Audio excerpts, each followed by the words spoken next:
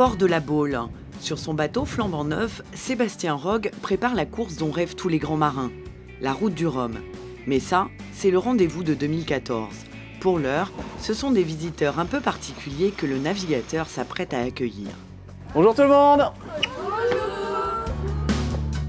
Bienvenue à bord de mon bateau GDF Suez.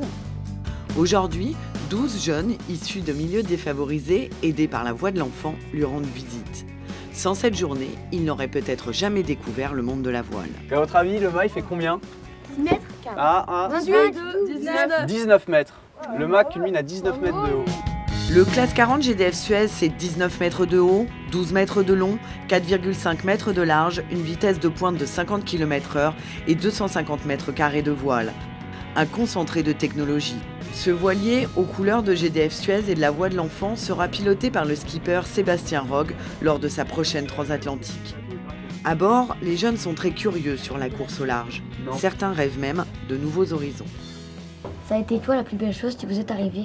Je pense que ça a été ma première traversée de l'Atlantique qu'on a fait sur un petit bateau. On allait de La Rochelle à Salvador de Bahia au Brésil. Ça a été vraiment c'est la première transat, premier projet, premier rêve accompli.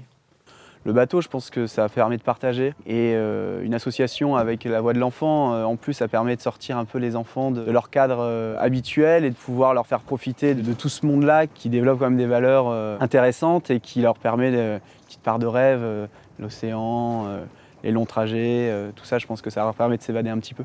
Vous avez envie de partir en mer? Ouais. Une fois la visite terminée, les jeunes ont eux aussi voulu prendre la mer, mais à leur façon. Avec des bouteilles en plastique, des canettes, de la ficelle, ils ont créé leur propre embarcation. On devait réaliser des OVNI, des objets flottants non identifiés. Donc nous on a fait un bateau avec des bouteilles, une boîte de conserve et des bouts de bois. Puis après on a complété notre matériel par quelques bouts de ficelle, des plumes pour les rendre jolis. En fait c'est une sorte de recyclage.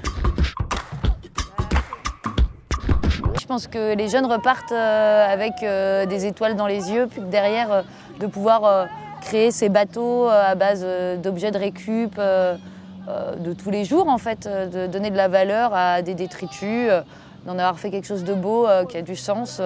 Il y a plein d'aventures à raconter et je pense que c'est chouette, c'est ce qu'on essaye de voir, qu'il n'y a pas besoin de partir aux Caraïbes, qu'on peut être sous la pluie à la Baule pour faire des chouettes trucs.